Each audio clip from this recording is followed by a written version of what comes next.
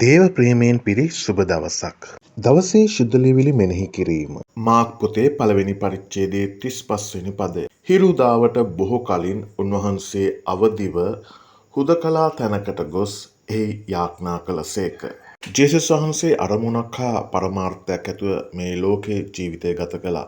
උන්වහන්සේ කිව්වා මම ආවේ මේ වැඩේ සඳහා කියලා. ඒ විදිහට උන්වහන්සේට දැක්මක් තිබුණා උන්වහන්සේ මේ ලෝකේ ගත කරන ජීවිතය පිළිබඳව.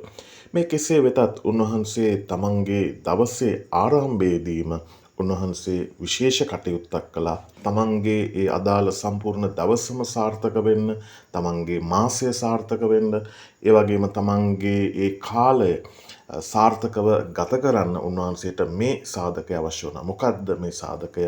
උන්වහන්සේ නැගිටලා යාඥා කළා.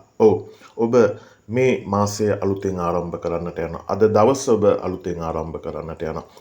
ඔබට මේ දවස ගැන විශේෂ බලාපොරොත්තු අරමුණු ඉලක්ක ඇති. එහෙමනම් මේ ඉලක්කයේ අරමුණ සාර්ථක වෙන්න නම් ඔබත් කළ යුතු එකම කාරණාව යාඥා කිරීම.